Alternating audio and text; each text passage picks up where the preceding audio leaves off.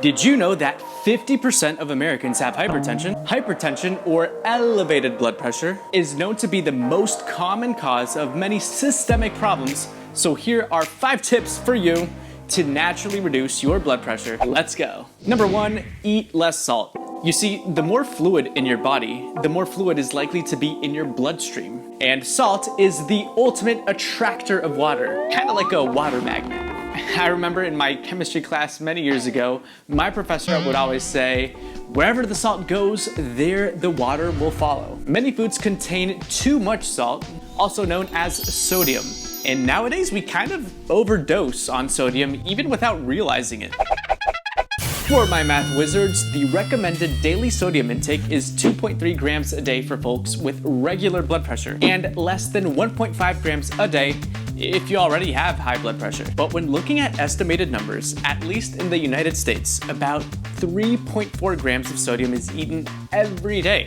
Now, if you're curious to know which country consumes the most sodium, stick around till the very end of the video and we'll find out. Okay, doc, you convinced me that eating too much salt is a problem, but what can I do about it without being neurotic and counting all of my sodium milligrams? So a few practical ways to reduce your sodium in your diet includes, number 1, reading food labels. Always choose the low salt or low sodium versions of food. Number 2, eating fewer processed foods. 70% of sodium we eat actually comes from the processed foods. And what I mean when I say processed foods is that these are the foods that come in a can or are ready to eat, which contain extra sodium as a type of preservative.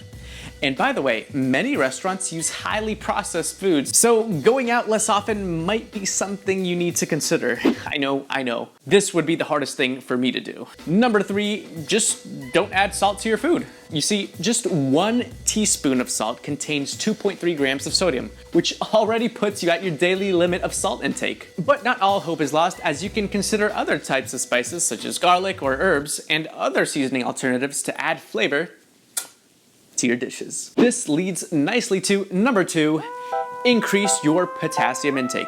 Long story short, not to get too nerdy, but potassium helps your kidneys filter sodium out of your body through the pee which it makes.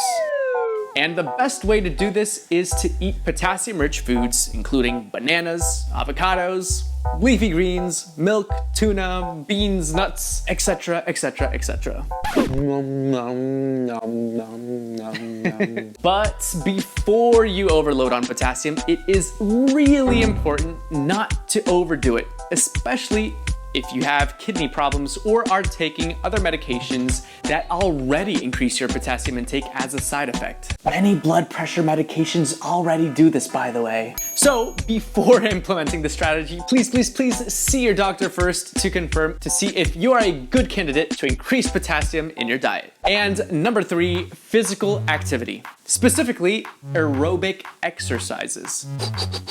You see, your heart is made up of muscle, and the more exercise you do, the stronger your heart muscles get. And a stronger heart means that it does not need to pump with much force to get blood flowing through your arteries. And a reduced pressure of blood flowing through your arteries is what I call reduced blood pressure. But wait, there's more. Not only does exercise reduce blood pressure, but it also helps in improving cholesterol, burning calories, building up muscle, improving sleep, improving mental health. Hey doc, you don't need to convince me that exercising is good for you. I already knew that. That's right. I don't really think I need to try to convince most of you that exercising is good for your health. I think we all know that by now. But the sad reality is that few people actually do it.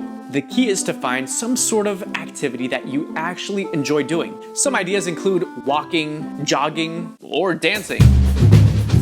You just need to find any routine that you can easily commit to on a regular basis. Routine? What does that even mean? Well, studies show that 150 minutes of exercise per week of moderate intensity activity, such as brisk walking, is key for maintaining cardiovascular health. I am no math expert, but 150 divided by 7 equals 20. 20 minutes per day or 30 minutes for only 5 times a week. That's right, my friend, it only takes 20 minutes per day to lower blood pressure. I don't know, that's just like watching 3 Med Show episodes.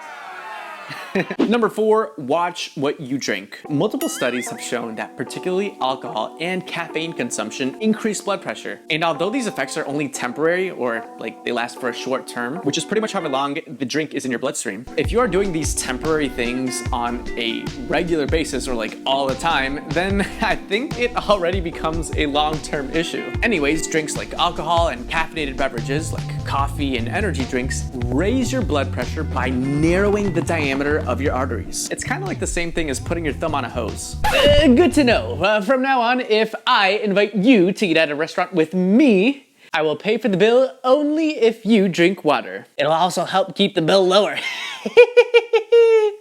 And tip number 5, reduce stress. You see, stressful situations can cause a surge in sympathetic hormones in your body, which cause your heart to beat faster and your arteries to narrow down. Like coffee. Yes, like coffee. In theory, blood pressure rises only during a stressful episode. But if you're always stressed, then you'll always have high blood pressure. It's the same concept as drinking caffeine. Practical steps to consider is to avoid stressful triggers such as rush hour traffic or always running late to meetings. But also you could try like deep breathing exercises through your belly. And also prayer, which are great ways to reduce stress. The act of simply practicing gratitude and focusing on what you have and not on what you don't have will change your mentality to cope with the hardships of life. And ladies and gentlemen, that is it. As promised, the country that consumes the most sodium in the world is China. That's right. Sources show that the Chinese eat on average from 10 to 12 grams of sodium per day. Remember that this is compared to America's 3.4 average, and with the daily recommended amount of 2 grams a day. Ladies and gentlemen, if you found any value in this video, please give a like and subscribe to be the first to receive the latest medical information from this channel.